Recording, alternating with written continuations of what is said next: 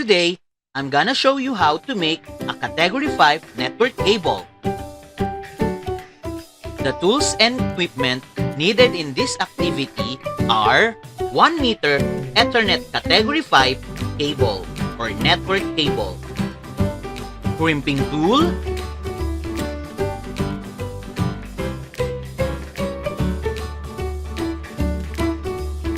four pieces of 6mm RJ45 jack,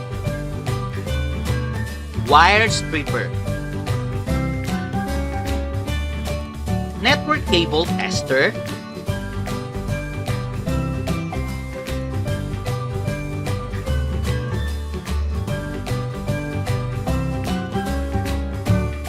unroll the required length of network cable.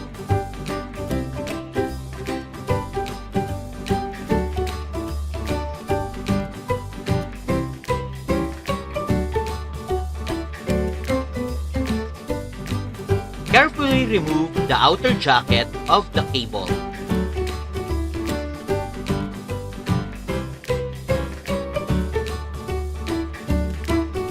Inspect the newly revealed wires for any cuts or scrapes that expose the copper wire inside.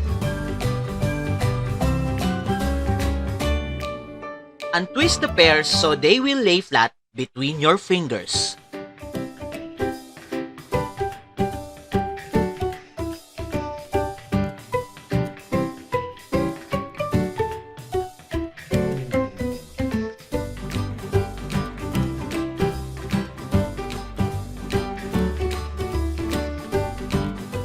Arrange the wires based on the wiring specifications you are following. In this video lesson, we will use the straight-through cable or the TIA 568P pattern. White-orange, orange, white-green, blue, white-blue, green, white-brown, brown.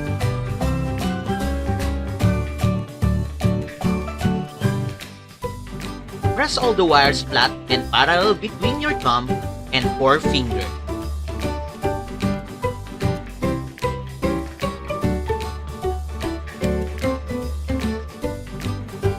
Keep the wires flat and in order as you push them into the RJ45 plug with the flat surface of the plug on top. The white-orange wire should be on the left if you're looking down at the jack.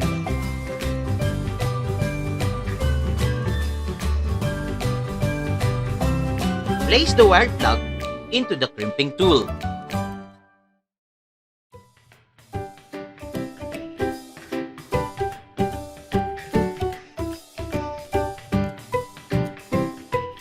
Repeat all of the above steps with the other end of the cable.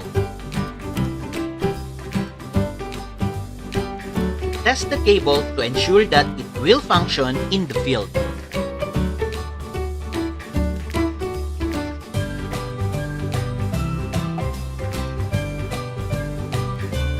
You see the green light showing up, which represents each pin in the Ethernet cable.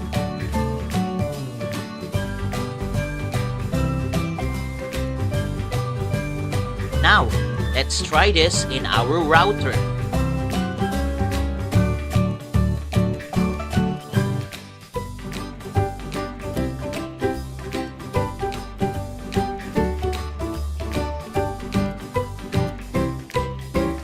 For the last step, let's connect our wire to LAN port of our computer to see if there is a connection of internet.